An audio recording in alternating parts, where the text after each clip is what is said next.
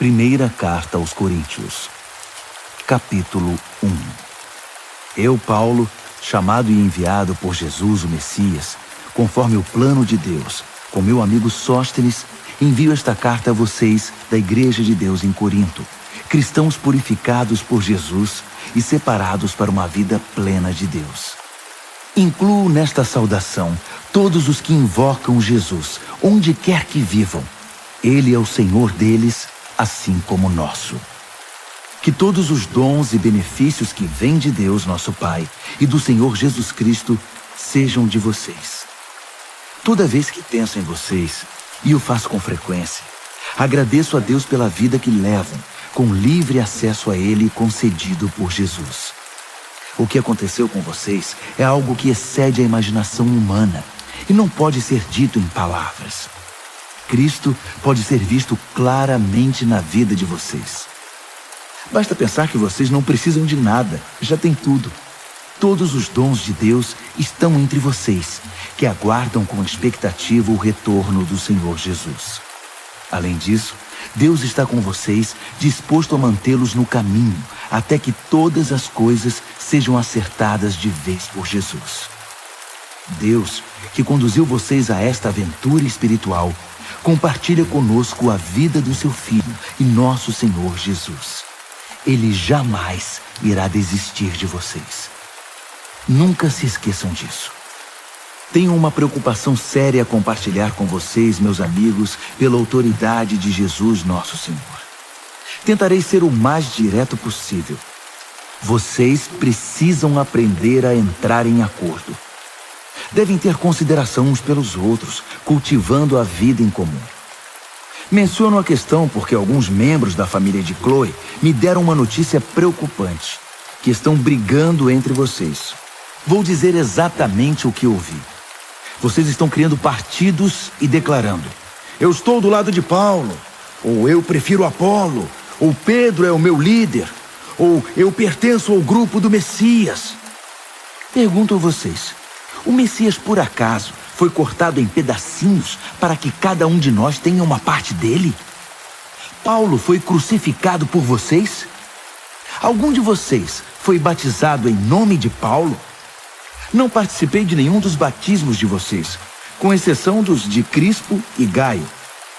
E agora, diante dessa questão, estou feliz de não ter participado.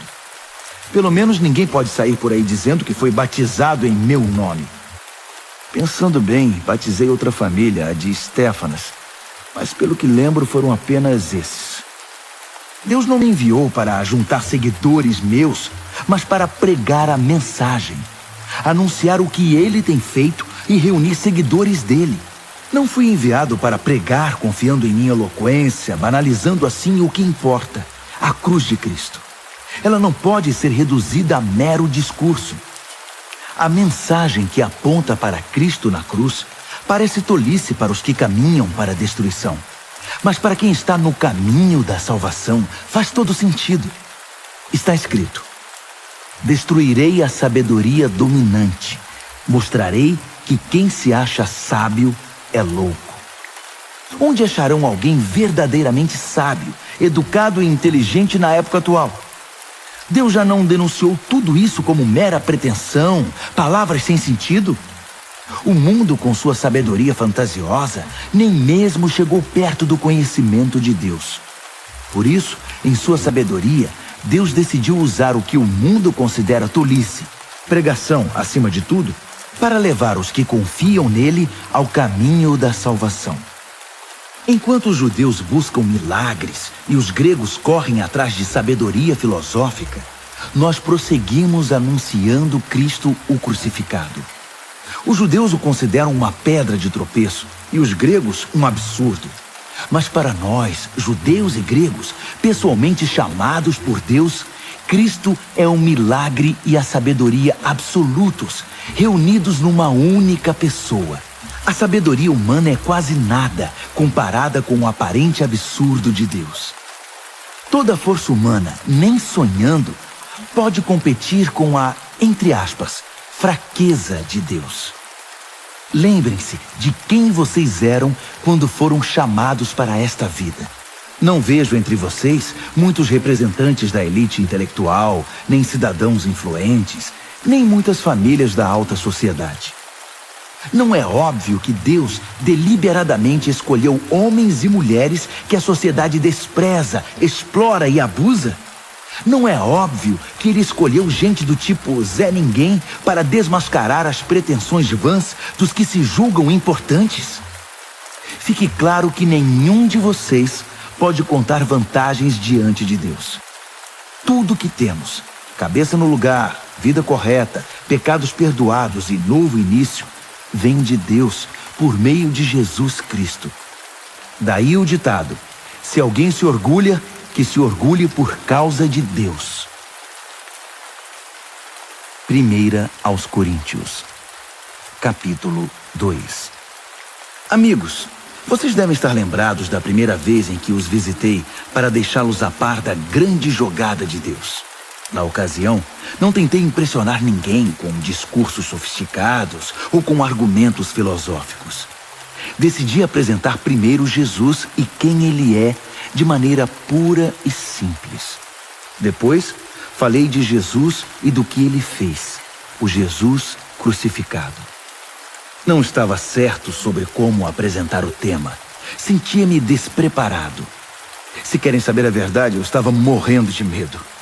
Assim, nada do que eu disse deve ter impressionado vocês. Mas mesmo assim, a mensagem cumpriu seu propósito. O Espírito e o poder de Deus fizeram isso, o que deixa claro que a vida de fé que possuem é uma resposta ao poder de Deus, não o resultado de técnicas de manipulação mental ou emocional. A verdade é que temos sabedoria para compartilhar desde que vocês estejam espiritualmente firmes. Não se trata de sabedoria popular, propagada por supostos especialistas, que estarão obsoletas em um ano. A sabedoria de Deus é algo misterioso, que encerra a profundidade de seus propósitos. Nada tem de vaga e superficial. Ela não é uma nova mensagem, é a mais antiga. O que Deus determinou como forma de produzir o melhor dele em nós, muito antes que entrássemos em cena. Os sábios do nosso tempo não têm ideia do que seja esse plano eterno. Do contrário, não teriam matado numa cruz o Senhor da vida designada por Deus. Por isso, temos este texto das Escrituras: ninguém jamais viu ou ouviu algo parecido. Nunca se imaginou algo semelhante. Mas é o que Deus tem preparado para aqueles que o amam. Mas vocês o têm visto e ouvido porque Deus, por intermédio do seu Espírito, o revelou a vocês. O Espírito, não satisfeito em mover-se na superfície, mergulha até as profundezas de Deus e traz à tona o que Deus planejou. Quem conhece o seu pensamento, a não ser você mesmo? O mesmo ocorre com Deus. Ele não só sabe o que está pensando, mas também nos permite sabê-lo. Deus tudo nos revela sobre os dons da vida e da salvação que nos concedeu. Não precisamos dos palpites nem das opiniões do mundo. Não aprendemos isso nos livros nem na escola. Aprendemos de Deus, que nos ensinou pessoalmente por meio de Jesus, e o transmitimos a vocês em primeira mão. Quem não é espiritual não pode receber os dons do Espírito de Deus. Não tem essa capacidade. Os dons de Deus lhe parecem tolice. Só o espiritual pode reconhecer o Espírito. O Espírito de Deus e o espírito humano em plena comunhão. Espiritualmente vivos, temos acesso a tudo que o Espírito de Deus está fazendo.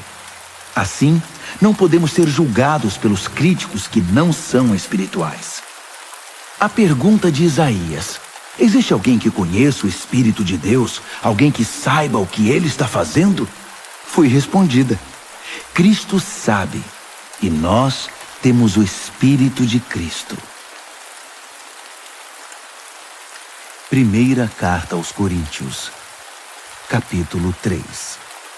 No entanto, amigos, sinto-me frustrado pela maneira nada espiritual com que vocês lidam uns com os outros e com Deus. Vocês estão agindo como bebês em relação a Cristo. Parece que só sabem mamar. Pois bem, vou amamentá-los, visto que não sabem se alimentar sozinhos. Quando vocês se apegam a algo apenas por se sentirem bem ou para dar impressão de que são importantes, não são muito diferentes de um bebê de colo, que só fica contente quando tudo lhe agrada. Quando um de vocês diz, estou do lado de Paulo, e o outro diz, eu prefiro Apolo, não está sendo infantil? Quem vocês pensam que Paulo é? Ou Apolo? Somos servos. Nós dois, que os serviram enquanto aprendiam a confiar a vida ao Senhor. Cada um de nós cumpriu a tarefa de servo. Eu plantei a semente, Apolo regou as plantas, mas Deus fez vocês crescerem. Não é quem planta, nem quem rega, que está no centro do processo. É Deus. Ele faz as coisas acontecerem. Plantar e regar são trabalhos menores. O que torna essas atividades dignas é o Deus a quem servimos. Vocês são a lavoura de Deus e nós trabalhamos nela. Usando outro exemplo, vocês são a casa de Deus. Usando o dom que Deus me deu de arquiteto, desenhei a planta. Apolo ergueu as paredes. Que cada carpinteiro que venha trabalhar tenha o cuidado de construir sobre o fundamento. Lembrem-se de que há apenas um fundamento já estabelecido: Jesus Cristo. Sejam exigentes ao escolher o material que irão utilizar na obra. Em algum momento haverá uma inspeção. Se tiverem usado material barato, de segunda linha, vocês serão descobertos. A inspeção será rigorosa. Tudo precisa estar de acordo. Se o trabalho de vocês passar na inspeção, ótimo. Se não, a parte de vocês na construção será derrubada. Mas vocês não serão destruídos. Vão sobreviver, mas com dificuldade. Vocês percebem que são o templo de Deus e que o próprio Deus está presente em vocês? Quem destruir o templo de Deus não ficará impune. Estejam certos disso. O templo de Deus é sagrado e vocês são esse templo. Não se enganem. Não achem que são sábios apenas porque acompanham o noticiário. Sejam os desinformados de Deus. Esse é o caminho da verdadeira sabedoria. Gente que o mundo considera esperta, Deus chama de tola. Está registrado nas Escrituras. Ele expõe as segundas intenções dos que andam de nariz empinado. O Senhor vê através da cortina de fumaça dos que se acham. Não quero ouvir nenhum de vocês contando vantagem acerca de vocês mesmos, nem de ninguém. Tudo já é de vocês. Foi um presente. Paulo, Apolo, Pedro, o mundo, a vida, a morte, o presente, o futuro, tudo é de vocês, que são privilegiados por estar unidos a Cristo, que está unido com Deus. Primeira carta aos Coríntios, capítulo 4. Não pensem que nós, líderes, somos o que não somos. Somos servos de Cristo, não senhores dele. Não somos guardiões. Nossa responsabilidade é conduzi-los aos mais sublimes segredos de Deus. Os requisitos exigidos de nós são confiabilidade e conhecimento preciso. Pouco importa o que vocês pensem ou digam a meu respeito. Eu não me avalio. Nesse caso, os rótulos são irrelevantes. Desconheço algo que me desqualifique na minha tarefa para com vocês. Mas isso não quer dizer muita coisa. O Senhor é quem faz este julgamento. Assim, não corram na frente do Senhor, tirando conclusões com base em julgamentos pessoais antes de analisar tudo. Quando ele vier, trará a público segredos que ninguém imagina. Motivações interiores, propósitos e orações. Só então ouviremos o muito bem de Deus. Tudo que faço agora é mostrar que todos esses assuntos dizem respeito a Apolo e a mim, para que vocês aprendam a se controlar e não se precipitem em julgar sem ter conhecimento de todos os fatos. É importante analisar todas as coisas do ponto de vista de Deus.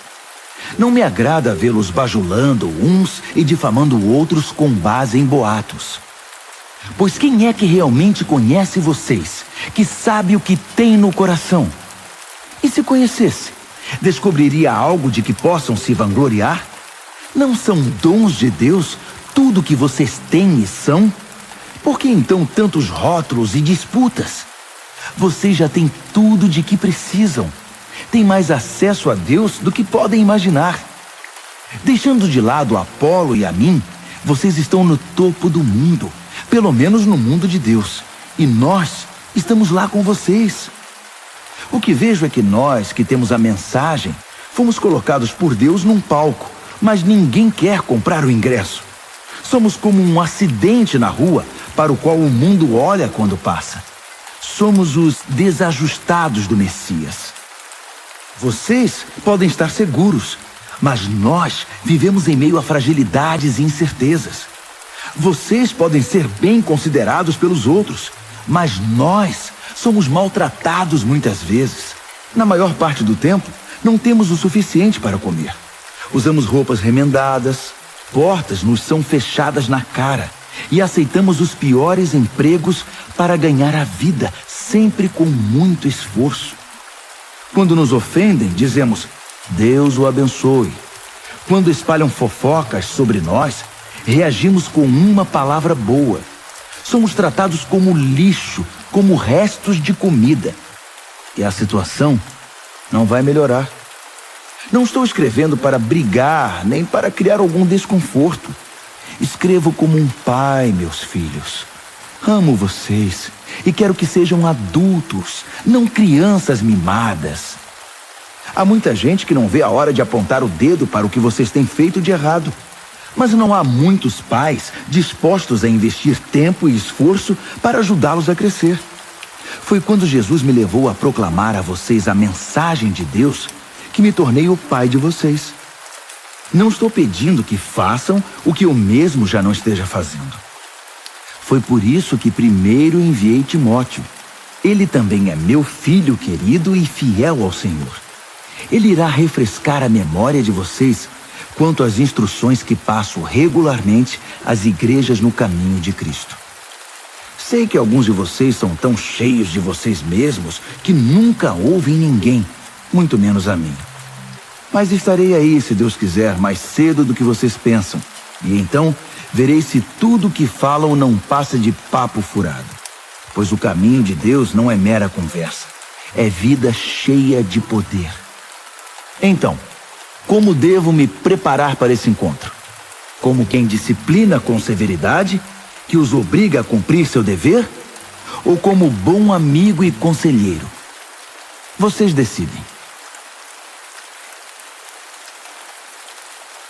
1 aos Coríntios, capítulo 5. Também fiquei sabendo de um caso escandaloso entre vocês que não seria tolerado nem fora da igreja. Um dos membros está dormindo com a madrasta. E vocês ainda se sentem tão superiores, tão satisfeitos com vocês mesmos, que isso nem os incomoda. Não acham que deveriam estar tristes, de joelhos, derramando lágrimas? Ninguém pensou que tal conduta precisava ser denunciada e corrigida? Vou dizer o que eu teria feito. Ainda que esteja longe, é como se eu estivesse aí com vocês, porque sei perfeitamente o que está acontecendo e digo que está errado. Vocês não podem apenas ficar olhando e esperar que tudo se resolva. Reúnam a comunidade e estarei presente em espírito com vocês. Tratem da questão e resolvam o problema na autoridade de Jesus, nosso Senhor, que estará presente entre vocês. Submetam a conduta desse homem perante todos. Que ele a defenda, se puder. Mas se não puder, que seja excluído, ficando à mercê de Satanás. Sem dúvida será um choque para ele e um embaraço para vocês. Mas é melhor isso do que a condenação. Além do mais, o que importa é estar perdoado diante do Senhor no dia do juízo. A arrogância e a insensibilidade de vocês nessa questão me perturba.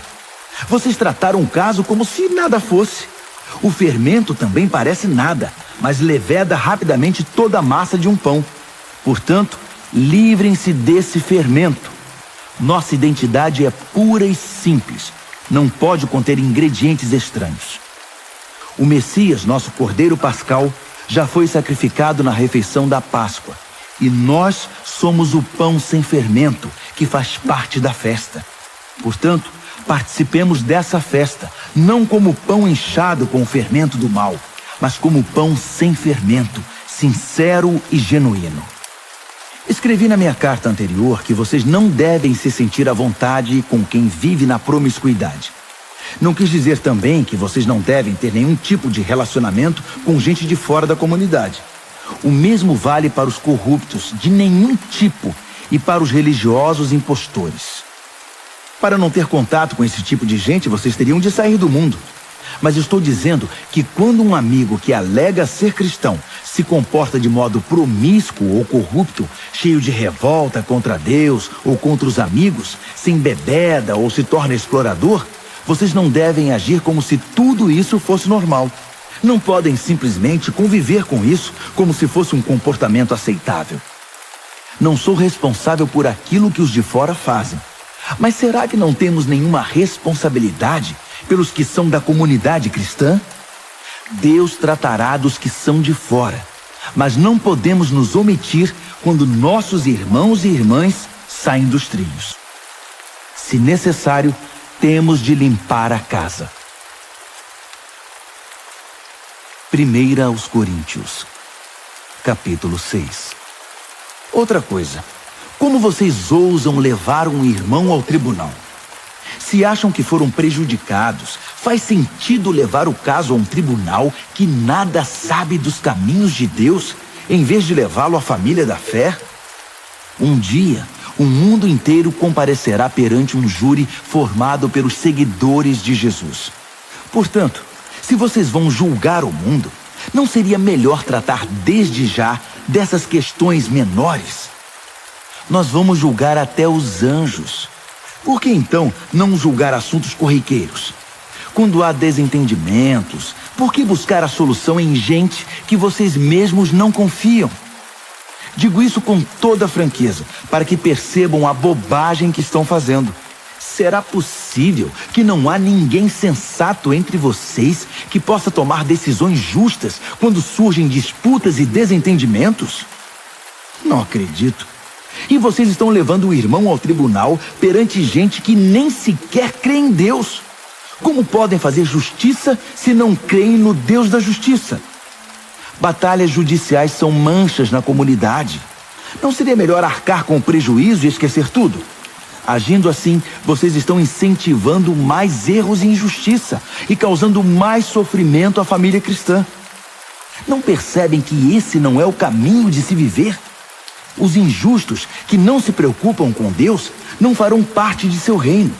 Quem usa e abusa das pessoas, do sexo, da terra e de tudo que nela existe, não se qualifica como cidadão do reino de Deus. Estou falando de libertinagem heterossexual, devassidão homossexual, idolatria, ganância e vícios destruidores. Alguns de vocês, por experiência, sabem do que eu estou falando, pois não faz muito tempo vocês estavam nessa lista. Mas foram purificados e tiveram uma nova chance oferecida por Jesus, nosso Senhor e Messias, e pelo Deus presente em nós, o Espírito. Só porque algo é correto diante da lei, não significa que seja espiritualmente apropriado. Se eu saísse por aí fazendo tudo que tenho direito de fazer, seria um escravo dos meus caprichos. Vocês conhecem o velho ditado? Primeiro você come para viver, depois vive para comer? Pois bem, pode ser verdade que o corpo seja apenas temporário, mas não é desculpa para entupi-lo de comida ou entregar-se ao sexo. Uma vez que o Senhor nos honra com um corpo, honremos também a Ele com o nosso corpo. Deus honrou o corpo do Senhor, levantando-o do túmulo. Ele usará o mesmo poder para ressuscitá-los. Até lá, lembrem-se de que nosso corpo foi criado com a mesma dignidade do corpo do Senhor. Vocês não levariam o corpo do Senhor a um prostíbulo, levariam? Espero que não. Sexo é mais do que pele sobre pele. É tanto um mistério espiritual quanto um ato físico. como está nas Escrituras: os dois se tornam um. Já que queremos nos tornar espiritualmente um com o Senhor, não devemos buscar o tipo de sexo que foge do compromisso e da intimidade, ficando mais solitários ainda. O tipo de sexo que nunca se torna um. Há um aspecto no qual os pecados sexuais são diferentes de todos os outros. No pecado sexual, violamos a sacralidade do corpo, que foi feito para o amor idealizado por Deus para tornar-se um com a outra parte. Ou vocês não sabem que o corpo é um lugar sagrado onde mora o Espírito Santo? Vocês percebem que não podem viver de qualquer maneira desperdiçando algo pelo qual Deus pagou um preço tão alto? A parte física não é mero apêndice da parte espiritual. Tudo pertence a Deus. Portanto, deixem que as pessoas vejam Deus no corpo de vocês e através dele.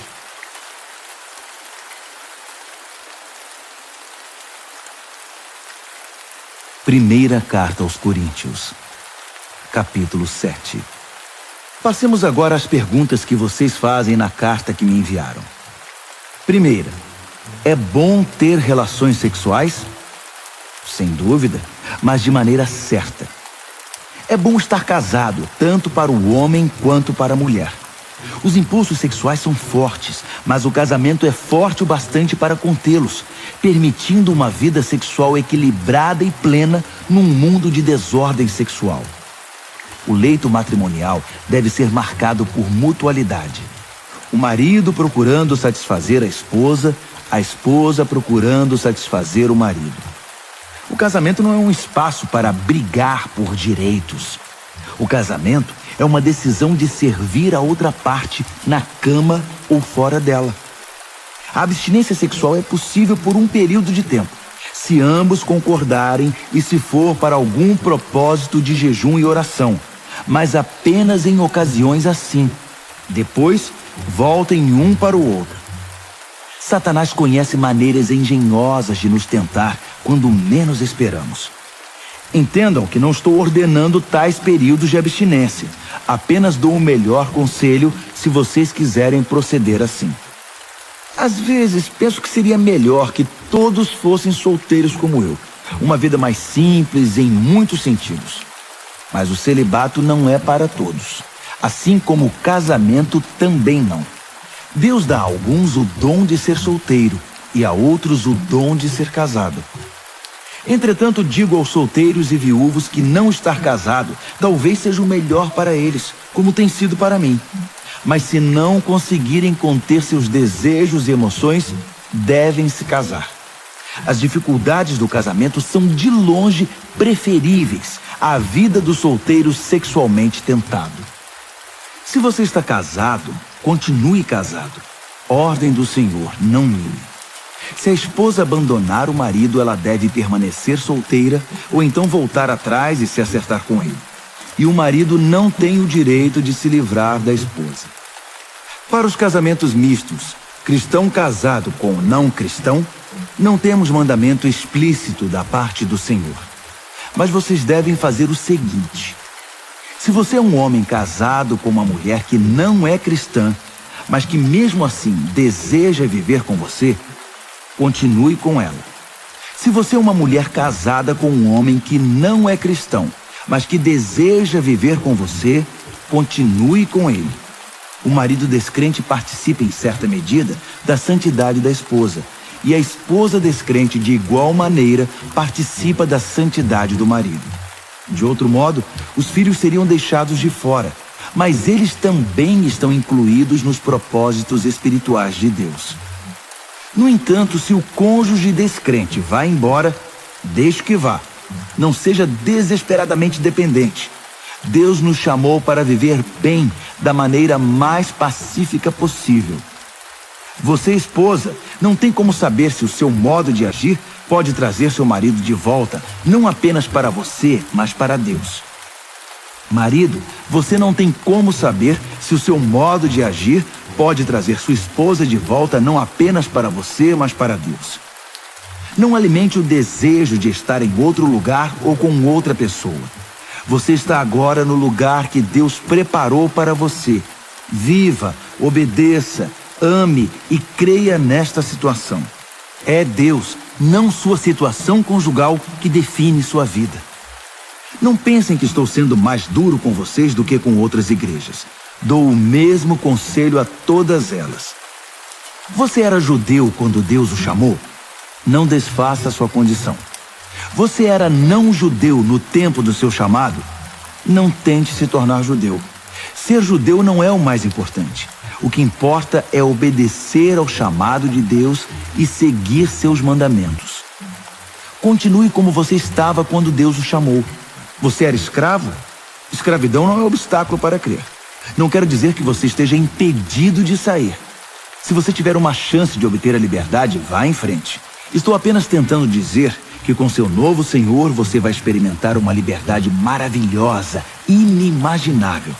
Mas se você era livre quando Cristo chamou, irá experimentar como é maravilhoso tornar-se escravo de Deus, o que é igualmente inimaginável. Todos vocês, escravos e livres, um dia foram reféns de uma sociedade pecaminosa. Mas um valor imenso foi pago pelo resgate de vocês. Agora que estão livres dos velhos vícios, não voltem a ser ou fazer o que o mundo pede a vocês. Amigos, permaneçam na condição em que foram chamados por Deus. Ele está com vocês. Permaneçam firmes com Ele do lado. O Senhor não deu orientações explícitas para as virgens, mas como sou muito experiente na misericórdia do Senhor e sempre fiel, confiem no meu conselho. Por causa das pressões atuais que sofremos de todo lado, talvez fosse melhor permanecerem assim. Você está casado? Permaneça casado. Não está casado? Não se case. Mas se vier a se casar, não comete pecado. O que estou dizendo é que quando você se casa, assume um peso a mais, numa época já estressante demais. Eu queria poupá-los disso. Quero ressaltar, amigos, que o tempo é essencial. Não há tempo a perder. Portanto, não compliquem a vida desnecessariamente. Vivam de maneira simples. No casamento, na tristeza, na alegria, no que for. Mesmo em assuntos corriqueiros, como na rotina diária das compras. Sejam econômicos na escolha das muitas coisas que o mundo tenta empurrar para vocês. O mundo, como vocês o conhecem, está se desvanecendo. Quero que vivam o máximo que puderem, livres de complicações. Quem não é casado está livre para se dedicar unicamente ao Senhor. O casamento envolve a pessoa nos emaranhados da vida doméstica e na necessidade de agradar o cônjuge. Essas demandas exigem quase toda a atenção. O tempo e a energia que os casados gastam no cuidado mútuo podem ser utilizados para Deus por quem não é casado. Estou tentando facilitar as coisas, não torná-las mais difíceis. Tudo o que desejo é que vocês sejam capazes de desenvolver um modo de vida no qual possam se dedicar ao Senhor sem distrações. Se um homem tem uma amiga a quem é leal, mas não tem intenção de se casar, decidido a servir a Deus como solteiro, e depois muda de ideia e decide casar-se com ela, ele deve ir em frente e se casar, não é pecado. O casamento não está um degrau abaixo do celibato, como alguns dizem. Mas se o homem está bem em sua decisão pela vida de solteiro dedicada a Deus, e for essa sua convicção, não algo que lhe foi imposto, ele deve permanecer assim. O casamento é espiritual e moralmente correto, e não é de modo algum inferior ao celibato, embora, como já disse, por causa dos tempos em que vivemos, tenham razões pastorais para encorajar o celibato. A esposa deve permanecer com o marido enquanto ele viver. Se ele morrer, ela está livre para se casar com quem quiser. É claro que deve casar-se com um cristão e ter a bênção do Senhor. Mas por enquanto, vocês sabem que penso que ela fará melhor se não se casar outra vez. O Senhor, na minha opinião, está de pleno acordo com esse conselho.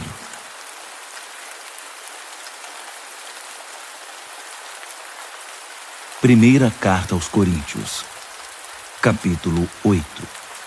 Continua em aberto a questão sobre a carne oferecida a algum ídolo. Será que é correto participar de refeições nas quais esse tipo de carne é servido? Temos a tendência de pensar que sabemos de tudo e que temos a resposta para essa pergunta.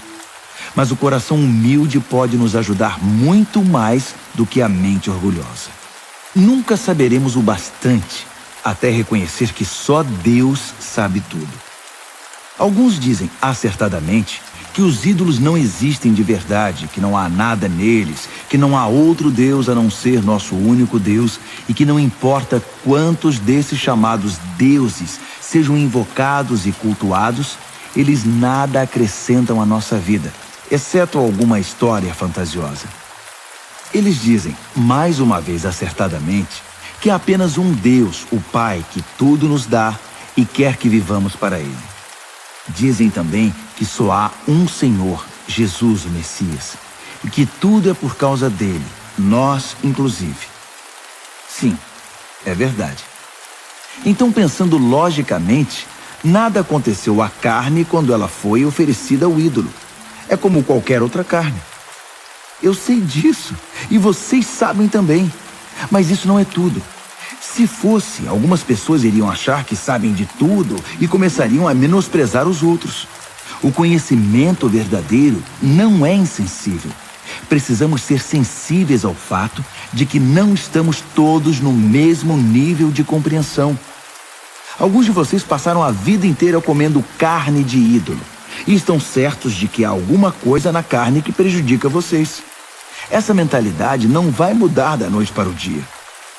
Felizmente, Deus não nos vê pela dieta. Não somos elogiados quando comemos de tudo, nem repreendidos quando não toleramos essa comida. Mas Deus se preocupa quando alguém usa sua liberdade de modo irresponsável, levando algum companheiro de fé a se desviar do caminho, devido à vida que levavam anteriormente. Por exemplo, digamos que vocês se vangloriem da sua liberdade indo a um banquete oferecido em honra aos ídolos, no qual o prato principal seja carne sacrificada a ídolos. Mas essa postura pode representar um perigo para quem ainda luta com a questão, alguém que os considere sábios e maduros. O perigo é que ele ficará terrivelmente confuso, sem saber mais o que é certo e errado. Cristo deu a vida por essa pessoa. Seria pedir demais que desistissem de ir ao banquete por causa dela? Porque, como vocês dizem, não faria nenhuma diferença. Mas fará diferença se vocês ferirem um irmão, com o risco de condená-lo à ruína eterna. Quando vocês ferem seu irmão, estão ferindo Cristo. Um banquete aqui e ali não vale o preço de uma dessas pessoas frágeis na fé. Assim, se sua participação no jantar com carne de ídolo significar o desvio de algum irmão, é melhor ficar em casa. 1 Coríntios, capítulo 9. Não me digam que não tenho autoridade para escrever deste modo. Não acham que devo sentir-me perfeitamente livre para fazê-lo? Não recebi esta tarefa? Não fui chamado para esta obra no encontro face a face com Jesus, nosso Senhor? Vocês não são provas do que tenho feito para o Senhor? Ainda que ninguém mais admita a legitimidade do meu chamado, vocês não podem negá-lo, pois meu trabalho com vocês é a prova viva da minha autoridade. Não tenho medo dos críticos. Nós que atuamos na obra missionária para Deus, temos direito a acomodações decentes e ao sustento para nós e nossa família. Parece que vocês não levantaram objeção sobre isso para os outros apóstolos, nem para os irmãos do Senhor, nem para Pedro. Então, por que só no meu caso? Será que só Barnabé e eu temos de ir desacompanhados e ainda pagar do próprio bolso? Será que um soldado trabalha por conta própria? Que lavrador é proibido de comer dos frutos do próprio trabalho? Que fazendeiro não bebe o leite de seu rebanho? Não estou exagerando apenas por estar irritado. Tudo isso está escrito na lei de Moisés. Não amordace o boi, impedindo-o de comer os grãos enquanto debulha. Vocês acham que Moisés estava preocupado com o gado? Não acham que a preocupação era conosco? Claro que sim. Lavradores trabalham ansiosos pelo tempo da colheita. Assim, se plantamos sementes espirituais entre vocês, É errado esperar que nos sirvam 1 ou 2 refeições? Outros até exigem isso de vocês. Será que nós, que nunca exigimos nada, não merecemos mais? Mas não vamos começar a reivindicar agora o que sempre tivemos o direito de fazer. Nossa decisão é desistir de qualquer coisa que nos desvie da mensagem de Cristo. Minha preocupação agora é que vocês não usem nossas decisões para tirar vantagem ou privar alguém dos seus direitos. Vocês sabem que quem trabalha no templo sempre teve a garantia de poder viver dos rendimentos da casa de Deus. Também os que oferecem sacrifícios no altar podem se alimentar do que é sacrificado. Seguindo o mesmo raciocínio, o Senhor determinou que quem proclama a mensagem deve ser sustentado por aqueles que creem nela. Mesmo assim, quero deixar claro que nunca peguei nada para mim e que não estou escrevendo agora para exigir alguma coisa. Prefiro morrer a permitir que duvidem de mim ou questionem meus motivos. Se proclamo a mensagem, não é para ganhar alguma coisa. Sou impelido a fazer isso e ai de mim se não o fizer. Se eu considerasse este trabalho apenas um meio de ganhar a vida, eu esperaria algum pagamento. Mas como não penso assim, pois creio que ele me foi confiado de modo muito especial, por que esperaria ser pago? Então, acham que eu estou ganhando algo com isso? Na verdade estou. O prazer de proclamar a mensagem sem que vocês tenham de pagar por isso. Vocês não precisam nem bancar minhas despesas. Ainda que eu esteja livre das exigências e expectativas de todos, tornei-me um servo voluntário de todos, para alcançar todo tipo de gente. Religiosos, não religiosos, moralistas, libertinos, fracassados, desmoralizados, não importa. Não adoto o estilo de vida deles. Mantenho o meu comportamento baseado em Cristo, mas entrei no mundo deles e compartilhei da realidade deles. Tornei-me servo em minha tentativa de levar alguns dos que eu encontrei pelo caminho para uma vida salva por Deus. Fiz tudo por causa da mensagem. E não queria apenas falar dela, eu queria estar nela. Todos vocês já foram ao estádio e viram as corridas.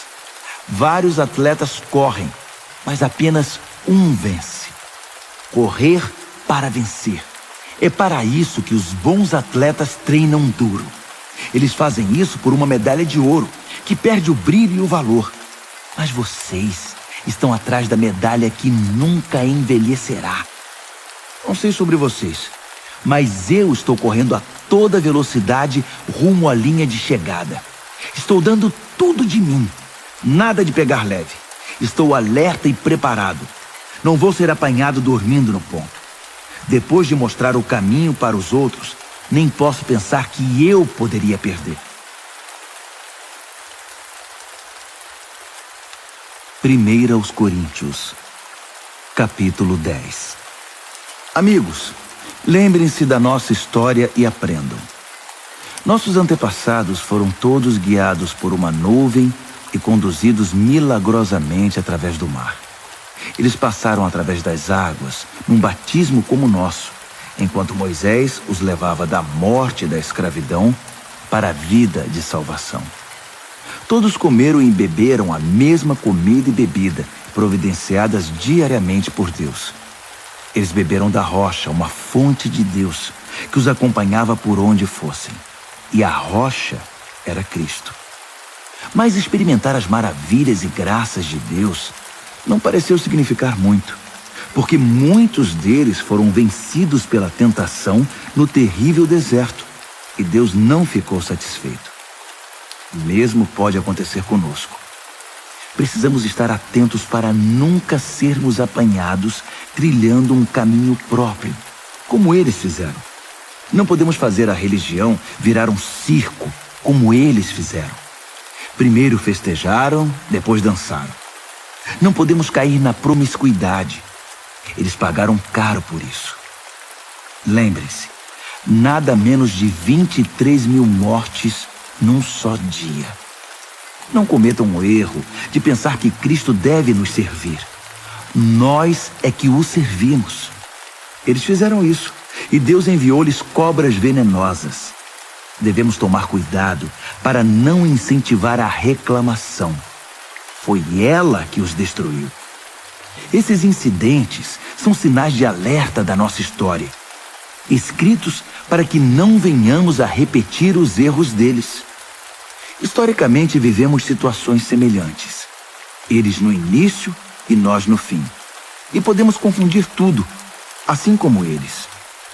Não sejam tão ingênuos e autoconfiantes. Vocês não são diferentes.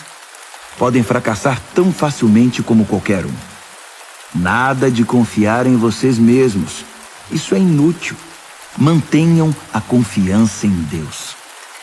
Nenhuma tentação, nenhum teste que surge no caminho de vocês é maior que o enfrentado por outros. Tudo que vocês precisam lembrar é que Deus não deixará que fracassem. Ele nunca permitirá que sejam pressionados além do limite, mas estará sempre com vocês para ajudá-los a vencer a tentação. Portanto, prezados amigos, quando virem alguém reduzindo Deus a algo que possam usar ou controlar como um ídolo, afastem-se dessa pessoa o mais rápido que puderem. Reconheço que estou me dirigindo a cristãos maduros. Tirem suas conclusões. Quando bebemos o cálice da bênção, não estamos participando do sangue da própria vida de Cristo? E não ocorre o mesmo com o pão que partimos e comemos? Não estamos participando do corpo da própria vida de Cristo? Por haver um pão, é que apesar de muitos, nos tornamos um. Cristo não está dividido em nós. Em vez disso, nós nos tornamos um nele. Não reduzimos Cristo ao que somos. Ele nos eleva ao que ele é.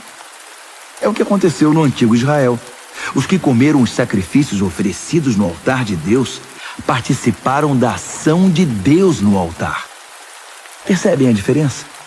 Sacrifícios oferecidos a ídolos são oferecidos a nada, pois o ídolo não é nada, ou pior do que nada, um demônio.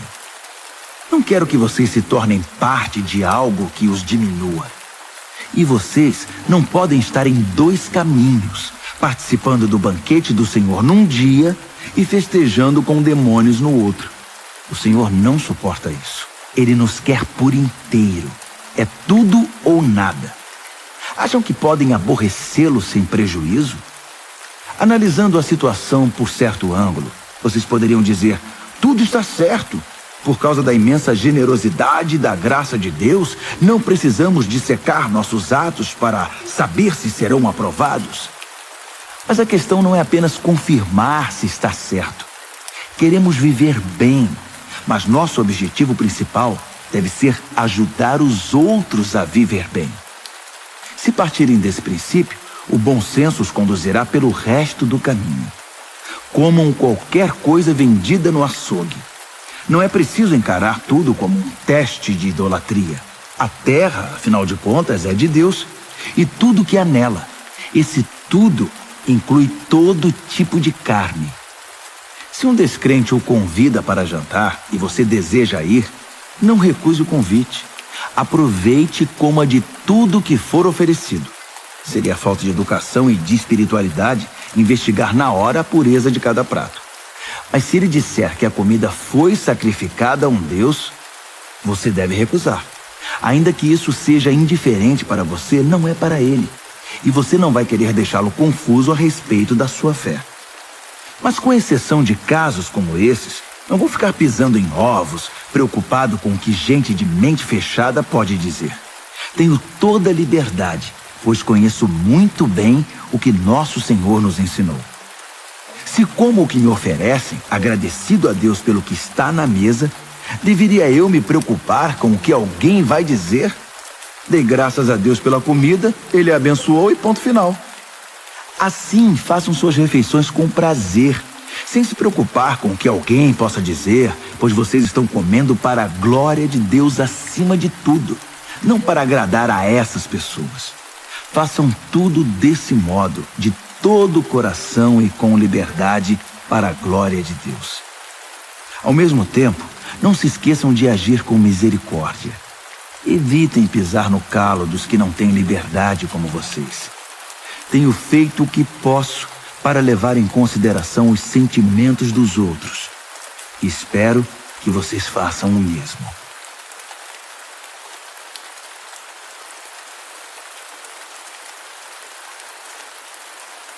Primeira Carta aos Coríntios, capítulo 11. Fico feliz por saber que vocês continuam a se lembrar de mim e a me honrar, guardando as tradições da fé que ensinei. Toda autoridade verdadeira vem de Cristo.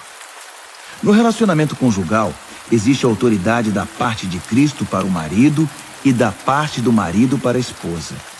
A autoridade de Cristo é a autoridade de Deus. Qualquer homem que fala com Deus ou sobre Deus sem respeito pela autoridade de Cristo está desonrando o Senhor. E a esposa que fala com Deus sem respeito para com a autoridade do marido está desonrando seu marido. Pior ainda, está desonrando a si mesma. Uma cena lamentável. É como se estivesse com a cabeça rapada. Essa é a origem do costume de a mulher cobrir a cabeça no culto, enquanto o homem tira o chapéu. Com esses atos simbólicos, homens e mulheres que muitas vezes batem de frente um com o outro, submetem sua cabeça ao cabeça, Deus. A propósito, não valorizem demais as diferenças entre homem e mulher. Nem o homem nem a mulher podem caminhar sozinhos ou reivindicar prioridade. O homem foi criado primeiro, como belo reflexo resplandecente de Deus. É verdade. Mas a mulher brilha com mais beleza, tendo por cabeça o seu marido. É verdade que a primeira mulher veio do homem, mas daí em diante todo homem vem de uma mulher. E uma vez que na prática todas as coisas vêm de Deus, vamos deixar de lado essa discussão sobre quem vem primeiro. Vocês não concordam que fica bem uma mulher com seu belo cabelo orar a Deus em adoração?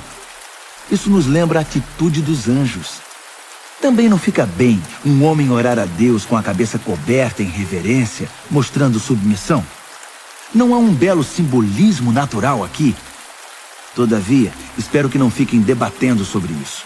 Todas as igrejas de Deus veem a questão dessa maneira. Não quero que vocês sejam exceção. Quanto ao próximo item, não estou satisfeito. Soube que quando vocês se reúnem, o pior em vocês aparece, não o melhor. Para começar, temos as divisões, pois vocês competem e se criticam mutuamente. Estou relutante em crer nisso, mas entendo o que se passa. O que posso dizer é que todas essas diferenças trarão à luz a verdade e a confirmarão. Descobri também que vocês levam suas divisões para o culto. Vocês se reúnem, mas em vez de comer da mesa do Senhor, trazem comida aos montes e comem feito animais. Alguns ficam de fora e vão para casa com fome, enquanto outros precisam ser carregados, pois ficam bêbados demais para andar. Não posso acreditar. Vocês não têm casa para comer e beber? Por que profanar a igreja de Deus? Por que humilhar os pobres? Custa-me acreditar que vocês chegaram a esse ponto. Eu não posso ficar calado. Permitam-me recordar a vocês o que acontece na ceia do Senhor e por que ela é de importância fundamental. Recebi instruções do próprio Senhor e as transmiti a vocês. O Senhor Jesus, na noite em que foi traído, tomou o pão. Depois de dar graças, ele o partiu e disse: "Isto é meu corpo, partido por vocês. Façam isso para se lembrarem de mim." Depois da ceia, ele fez o mesmo com o cálice. "Este cálice é meu sangue, minha nova aliança com vocês. Toda vez que beberem deste cálice, lembrem-se de mim."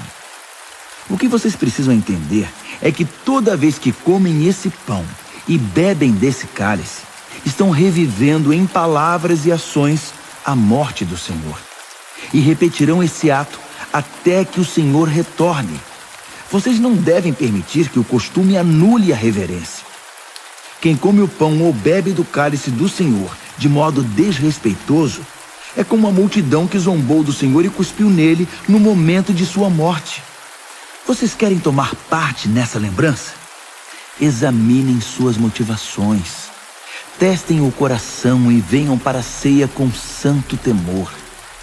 Se vocês não pensam no corpo partido do Senhor quando comem e bebem, correm o risco de enfrentar sérias consequências. É por isso que muitos de vocês estão doentes e apáticos, enquanto outros morreram antes do tempo. Se nos corrigirmos agora, não precisaremos ser corrigidos mais tarde. Melhor ser repreendido pelo Senhor agora que enfrentar o castigo depois. Portanto, meus amigos, quando vocês se reúnem na mesa do Senhor, sejam reverentes e educados. Se vocês estiverem com fome a ponto de não poderem esperar para ser servidos, é melhor ir comer em casa. Mas de modo algum transformem a ceia do Senhor em comilança e bebedeira ou em briga de família. Trata-se de uma refeição espiritual, uma festa de amor. Quanto às outras perguntas que vocês me fizeram, responderei pessoalmente na minha próxima visita.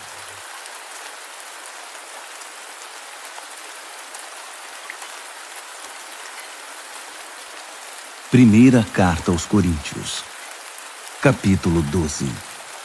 Quero agora falar sobre as várias maneiras pelas quais o Espírito de Deus se manifesta em nossa vida.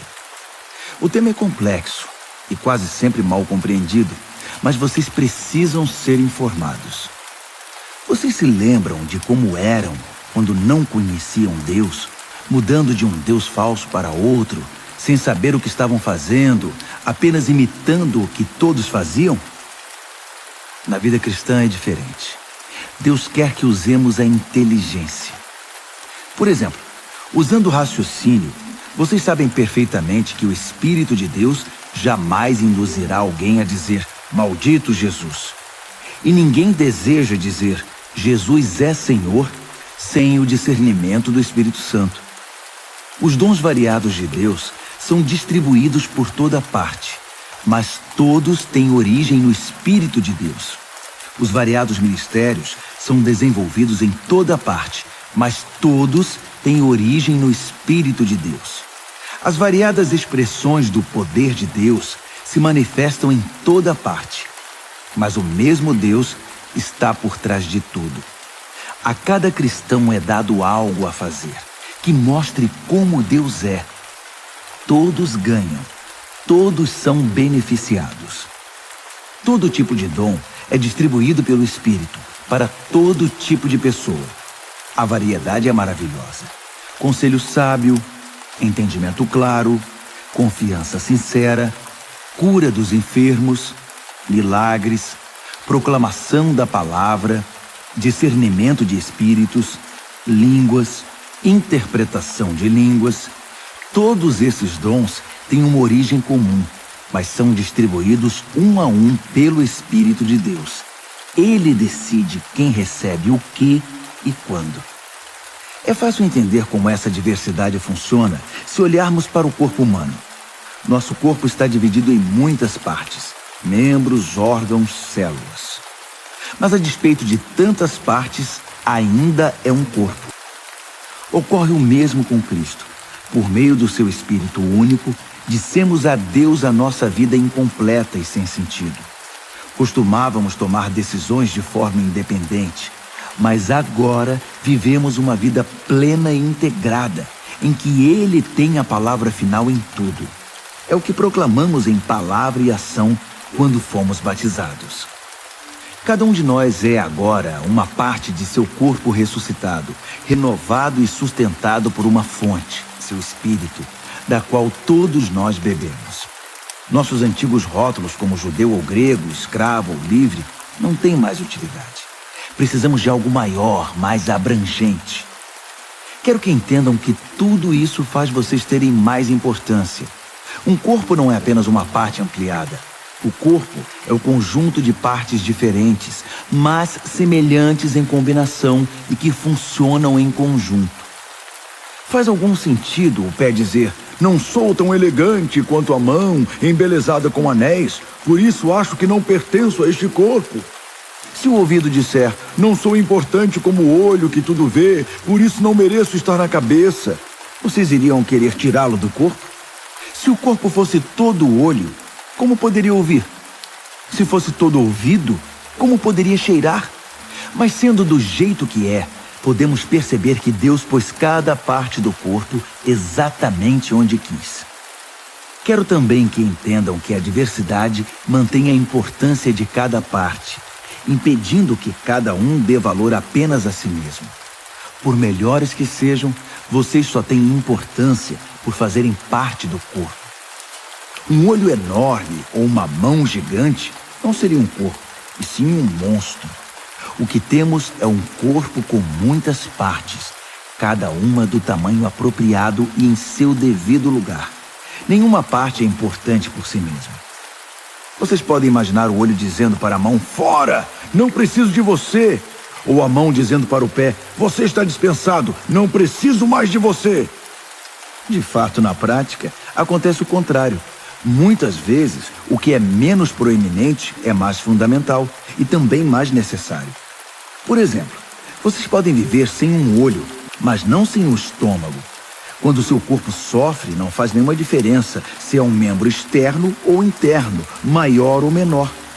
Todas as partes sofrem junto, pois cada parte tem a devida dignidade e importância. No entanto, vocês têm mais preocupação com as partes menos proeminentes. Se vocês tivessem de escolher, não iriam preferir uma boa digestão a um cabelo bonito? O modo pelo qual Deus formou o corpo humano é um modelo que nos ajuda a entender nossa vida comunitária na igreja. Cada parte depende da outra. As partes que mencionamos e as que não mencionamos. As partes que vemos e as que não vemos. Se uma parte se fere, todas as outras partes estão envolvidas. Se uma parte vai bem, todas as outras desfrutam esse bem-estar. Vocês são o corpo de Cristo. É o que vocês são. Jamais se esqueçam disso. Só depois que vocês reconhecem que participam desse corpo é que a parte de vocês adquire algum significado. Vocês conhecem algumas partes que Deus estabeleceu na igreja, que é seu corpo: apóstolos, profetas, mestres, operadores de milagres, gente com dom de cura, gente com capacidade para ajudar, gente com capacidade de administrar, gente que ora em línguas. Não é óbvio que a Igreja de Cristo é um corpo completo marcada pela diversidade? Nem todos são apóstolos, profetas, operadores de milagres, gente com dom de cura. Nem todos oram em línguas. Nem todos são intérpretes de línguas. Mesmo assim, alguns de vocês ficam competindo, querendo ser uma das partes importantes.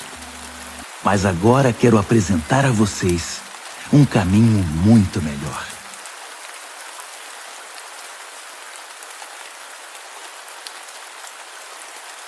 Primeira aos Coríntios, capítulo 13. Se eu falar com eloquência humana e com êxtase própria dos anjos, e não tiver amor, não passarei do rangido de uma porta enferrujada. Se eu pregar a palavra de Deus com poder, revelando todos os mistérios e deixando tudo claro como o dia, ou se eu tiver fé para dizer a uma montanha pule e ela pular, e não tiver amor, não serei nada. Se eu der tudo o que tenho aos pobres, e ainda for para a fogueira como mártir, mas não tiver amor, não cheguei a lugar algum.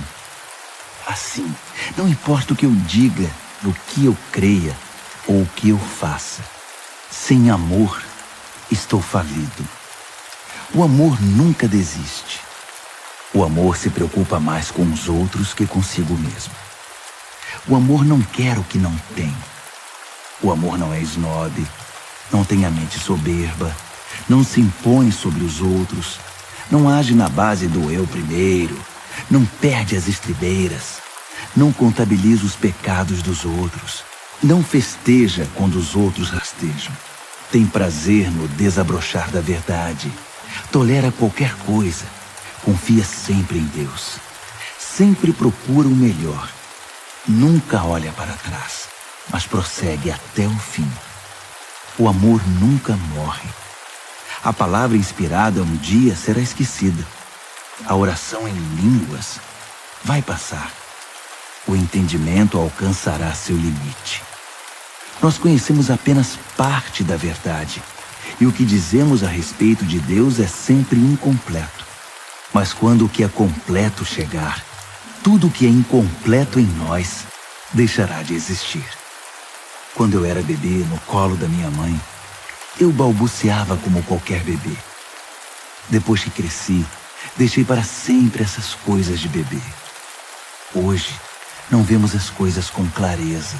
Estamos como que num nevoeiro, enxergando com dificuldade por entre a neblina. Mas isso não vai durar muito. O tempo vai melhorar e o sol vai aparecer. Então veremos tudo tão claramente quanto Deus nos vê, conhecendo-o diretamente, assim como Ele nos conhece. Mas por enquanto, até chegar à perfeição, temos 3 coisas que nos guiam até a consumação de tudo: confiança firme em Deus, esperança inabalável e amor extravagante. E o melhor desses 3 é o amor. 1 Coríntios, capítulo 14.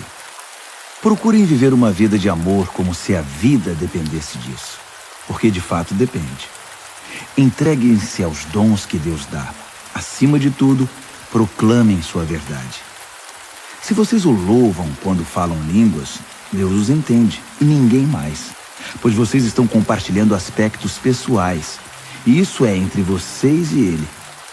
Mas quando proclamam sua verdade na linguagem comum, vocês permitem que outros conheçam a verdade e com isso possam crescer, fortalecer-se e experimentar a presença de Deus com vocês. Aquele que ora usando uma língua de oração em particular obtém muito proveito disso. Mas proclamar a verdade de Deus à igreja na língua comum produz crescimento e fortalecimento para a comunidade. Meu desejo é que todos vocês desenvolvam intimidade com Deus em oração. Mas não parem aí. Prossigam e proclamem sua verdade com clareza aos outros. É mais importante permitir o acesso ao conhecimento e ao amor de Deus por meio de uma língua que todos entendem que cultivar a presença de Deus em oração num idioma misterioso. A não ser, é claro, que alguém possa interpretar o que vocês estão dizendo para o benefício de todos. Amigos, pensem bem. Se diante de vocês eu orar de um modo que só Deus entende, que proveito vocês terão? Se eu não falar claramente com alguma instrução, verdade, proclamação ou ensino, não terei nenhuma utilidade para vocês. Se os instrumentos musicais, flautas ou harpas, não são tocados de modo que cada nota seja distinta e esteja no tom, como se poderá identificar a melodia e apreciar a música? Se o toque da trombeta não é nítido, como será possível apresentar-se para a batalha? Então, se vocês falam de um modo que ninguém entende, por que abrem a boca? Há muitas línguas no mundo e todas têm significado para alguém. Mas se eu não entendo a língua, de nada me servirá. Não é diferente com vocês.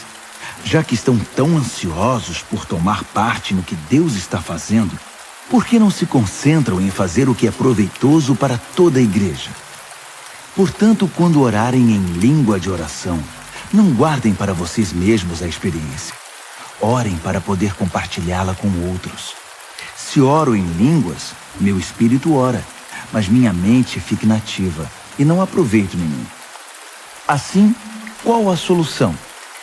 A resposta é simples. Façam as 2 coisas. Devo ser espiritualmente livre quando oro, mas ao orar, devo também refletir e ser cuidadoso. Devo cantar com o espírito e também com a mente. Se você abençoa usando uma língua de oração que ninguém mais entende, como poderia um recém-chegado que não tem ideia do que está acontecendo saber a hora de dizer amém? Sua bênção pode ter alguma beleza, mas você deixou de fora quem não entende. Sou grato a Deus pelo dom que nos concedeu de orar e louvar em línguas. Esse dom nos permite desfrutar uma intimidade maravilhosa com Ele. Eu participo disso tanto quanto vocês, ou até mais. Só que quando estou com a igreja reunida para o culto, prefiro dizer 5 palavras que todos entendem, a dizer 10.000 que não façam nenhum sentido para os ouvintes. Para ser franco, eu estou impaciente com a infantilidade de vocês.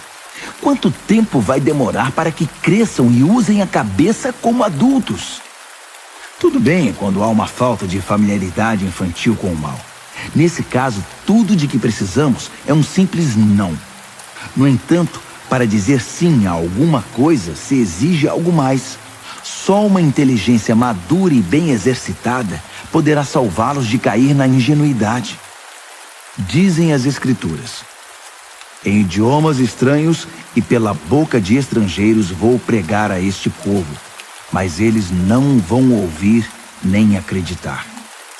Assim, aonde esse falar em línguas que ninguém entende levará vocês? Isso não ajuda os cristãos e deixa os descrentes ainda mais confusos. Mas também é certo que essas línguas falam diretamente ao coração dos cristãos, sem alcançar os descrentes. Se a igreja estiver reunida e alguns descrentes estiverem ali quando vocês começarem a orar em línguas, dizendo coisas sem sentido para eles, pensarão que vocês perderam o juízo e sairão dali o mais rápido que puderem. Mas se houver descrentes num culto em que a verdade de Deus é transmitida com clareza, as palavras compreensíveis irão tocar o coração deles. E logo estarão ajoelhados diante de Deus, reconhecendo que Ele está no meio de vocês. Assim, quero que façam o seguinte: quando se reunirem no culto, cada um de vocês esteja preparado para fazer o que for proveito para todos. Cantar um hino, ensinar uma lição, contar uma história, fazer uma oração, interpretar línguas. Se forem feitas orações em línguas, que sejam no máximo 2 ou 3, mas apenas se estiver presente alguém que possa interpretar o que estão dizendo. Se não houver, que isso fique entre vocês e Deus. E que não haja mais de 2 ou 3 pessoas falando por culto, e os demais ouçam e guardem tudo no coração. Cada um por sua vez faça sua parte, sem que ninguém assuma o controle. Assim, cada pessoa que falar tem a chance de dizer algo especial da parte de Deus, e vocês irão aprender uns com os outros. Se escolherem falar, são também responsáveis pelo modo e pelo momento de falar. Quando adoramos da maneira certa, não há confusão. Deus nos conduz à harmonia. Isso vale para todas as igrejas. As mulheres não devem interromper o culto falando quando deveriam estar ouvindo, nem fazer perguntas que poderiam ser feitas aos maridos em casa. Quanto a isso, o livro da lei de Deus orienta nossos procedimentos. As mulheres não têm licença para usar o momento de culto em conversas desnecessárias. Vocês, homens e mulheres, acham que são os grandes ungidos do Senhor que definem o certo e o errado? Pensam que tudo gira em torno de vocês? Se alguém acha que tem alguma palavra da parte de Deus, ou se sente inspirado a fazer alguma coisa, preste muita atenção ao que escrevi, pois essas são orientações do Senhor. Se vocês não as seguirem, não serão usados por Deus. 3 conselhos resumem tudo o que falei. Quando transmitirem a verdade de Deus, falem de todo o coração.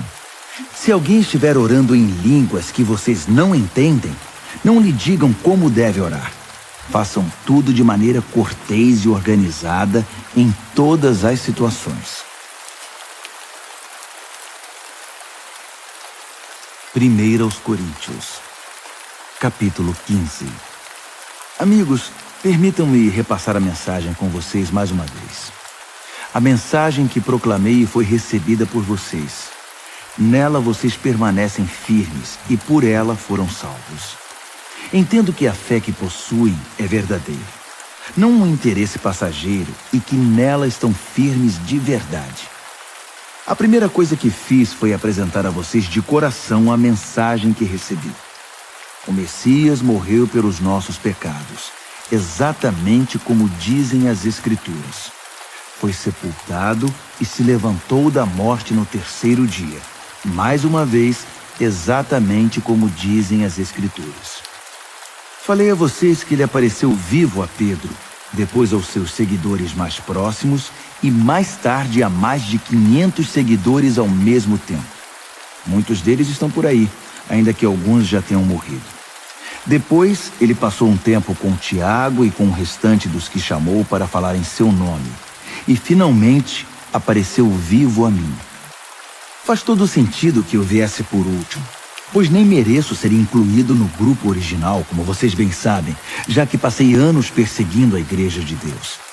Mas a mim foi concedida a graça bondosa de Deus. E a ela devo tudo que sou. Não posso permitir que sua graça seja desperdiçada. Não trabalhei mais que qualquer um dos outros, embora os resultados não tenham dependido de mim, mas sim de Deus que me deu sua graça. Então não faz diferença se vocês ouviram a mensagem de mim ou de outro. Nós falamos a verdade de Deus e vocês a receberam e creram. Agora quero fazer uma pergunta difícil, mas importante. Se vocês se tornaram cristãos crendo que Cristo está vivo, ressuscitado dos mortos, como podem alguns de vocês afirmar que não há ressurreição? Se não há ressurreição, Cristo não está vivo. Se Cristo não ressuscitou, tudo o que ensinamos a vocês está errado e vocês investiram a vida em uma ilusão. Além disso, se não há ressurreição, somos culpados de mentir a vocês sobre Deus. E tudo o que apresentamos como testemunho de que Deus ressuscitou Cristo não passa de engano. Se os mortos não podem ressuscitar, então Cristo não ressuscitou, porque ele morreu de fato. E se Cristo não ressuscitou, vocês continuam na escuridão, mais perdidos do que nunca. Para quem morreu, é ainda pior, porque morreram esperando a ressurreição em Cristo. Se tudo que temos de Cristo serve apenas para alguns poucos anos de vida, coitados de nós. Mas a verdade é que Cristo ressuscitou, sendo o primeiro de muitos que voltarão à vida. Há aqui um paralelo importante a ser ressaltado. No princípio, a morte nos alcançou por causa de um homem, mas agora a ressurreição dos mortos também nos alcança por causa de outro homem. Todos morrem em Adão, e todos tornam a viver em Cristo. Mas temos de esperar nossa vez. Cristo é o primeiro. Depois, os que estarão com ele em sua vinda, a grande consumação. Nessa ocasião, depois de ter conquistado plena vitória, ele entregará o reino ao Pai. Ele não desistirá até vencer o último inimigo. E o último inimigo é a morte. Como disse o salmista, ele os venceu a todos e os pisoteou. É claro que isso não inclui o próprio Deus, porque quando tudo finalmente estiver sob o domínio de Deus, o Filho virá, ocupando o seu devido lugar. E o domínio de Deus alcançará sua plenitude, um final perfeito. Como entender que alguns de vocês se ofereceram para ser batizados em favor dos mortos? Se não existe ressurreição, para que este batismo? Não é uma contradição? E por que devo eu continuar arriscando a vida de forma tão perigosa? Encaro a morte praticamente todos os dias. Acham que eu faria isso se não estivesse convencido de que nossa ressurreição está garantida pelo Senhor ressuscitado? Acham que eu estava apenas bancando o herói quando enfrentei feras em Éfeso e por pouco não morri? É a ressurreição que motiva minhas palavras e ações, a minha vida. Se não há ressurreição, deveremos seguir o ditado: comamos e bebamos que amanhã morreremos. Mas não se enganem, não se deixem levar pela conversa de que não há ressurreição.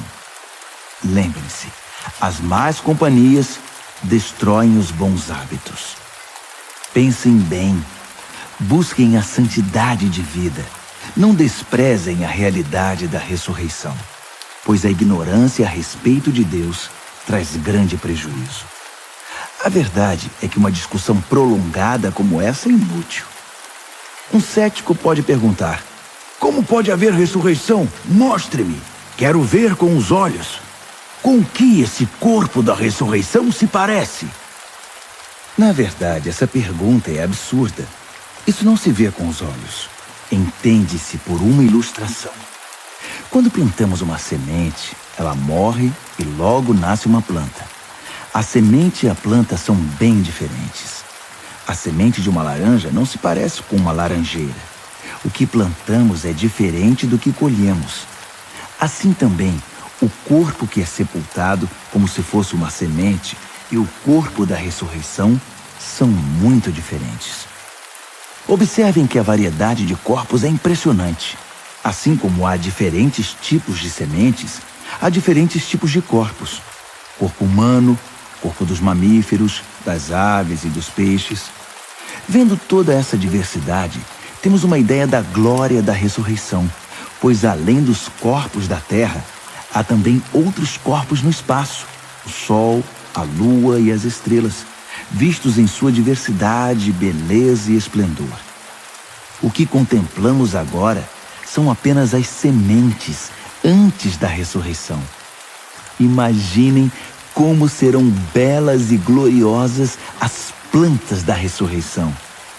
A ilustração da semente, que depois de plantada morre e ressurge como planta viva, é, na melhor das hipóteses, uma simples comparação, mas talvez lance alguma luz sobre o mistério do corpo da ressurreição.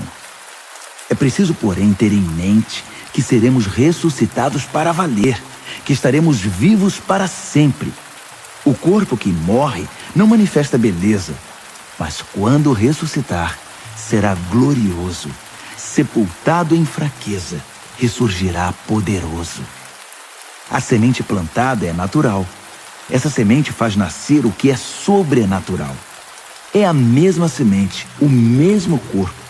Mas que diferença entre o que morre fisicamente e o que ressurge em imortalidade espiritual. Para prosseguir, devemos voltar a atenção para as Escrituras. O primeiro Adão recebeu a vida. Cristo, o último Adão, é espírito doador de vida. A vida física vem primeiro, depois a espiritual. O início se dá na terra, o desfecho se dá no céu. O primeiro homem veio da terra, e daí em diante os seres humanos são chamados terrenos. O segundo homem veio do céu, e por isso seremos celestiais. Assim como somos o reflexo do que está em nossa origem terrena, seremos o reflexo do nosso desfecho celestial. Amigos, eu preciso enfatizar que a vida natural terrena não nos leva ao reino de Deus. Sua própria natureza é morrer. Portanto, ela não poderia terminar naturalmente na vida do reino que dura para sempre. Mas quero compartilhar algo maravilhoso. Um mistério que talvez eu nunca entenda totalmente. Nem todos os cristãos vão morrer, mas todos serão transformados. O toque da última trombeta soará num piscar de olhos e o fim chegará. Ao sinal da trombeta celeste, os mortos se levantarão para nunca mais morrer, pois a morte perderá seu poder. Do mesmo modo, todos nós seremos transformados. Na ressurreição será assim. O que é perecível será substituído pelo que é imperecível. O mortal substituído pelo imortal. Então fará sentido o ditado: finalmente foi a morte derrotada pela vida. Ó morte, não está agora vencida? Ó morte, quem temerá a que era temida? Foi o pecado que tornou a morte tão terrível. E foi o código legal da culpa que conferiu ao pecado sua influência destruidora. Mas agora, graças a Deus, que por um só ato vitorioso da vida, derrotados estão o pecado, a culpa e a morte. E tudo graças ao nosso Senhor Jesus Cristo.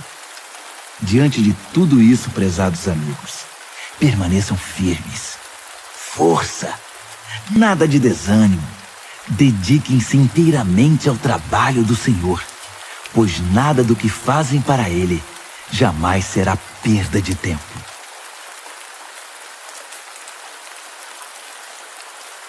Primeira aos Coríntios, capítulo 16. No caso da oferta que está sendo arrecadada para ajudar os cristãos pobres, dou a vocês as mesmas instruções que dei às igrejas da Galácia. Todo domingo cada um traga a sua oferta. Sejam generosos. Guardem o que for recolhido para que quando eu chegar tudo esteja pronto e eu não precise fazer nenhum apelo. Depois da minha chegada escreverei cartas de recomendação aos responsáveis pela entrega da oferta em Jerusalém. Se acharem melhor que eu vá junto, ficarei feliz em viajar com eles. Planejo visitar vocês depois de passar pelo norte da Grécia. Não pretendo ficar muito tempo lá, mas pode ser que eu fique com vocês até passar o inverno. Talvez possam me ajudar quando eu partir para a próxima missão. Não quero visitá-los apenas de passagem. Meu desejo é demorar um bom tempo, se o Senhor quiser.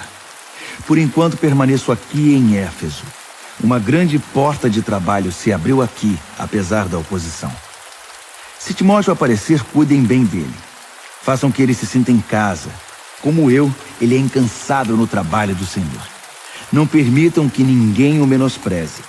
Depois de algum tempo, enviem-no de volta a mim com a bênção de vocês. Digam-lhe que eu o estou esperando, bem como a quem o estiver acompanhando. Quanto ao nosso amigo Apolo, estou ajeitando tudo para que ele possa visitá-lo. Ele não acha que este é o melhor momento, mas haverá melhor ocasião. Fiquem de olhos abertos, sejam firmes na fé, compartilhem o que receberam, sejam corajosos e sempre ajam com amor. Gostaria de pedir um favor. Deem atenção especial à família de Estéfanas. Como sabem, eles foram os primeiros convertidos na Grécia e sempre se dedicaram a servir os cristãos. Quero que honrem e cuidem de gente assim, companheiros e trabalhadores que tanto nos ajudam e inspiram.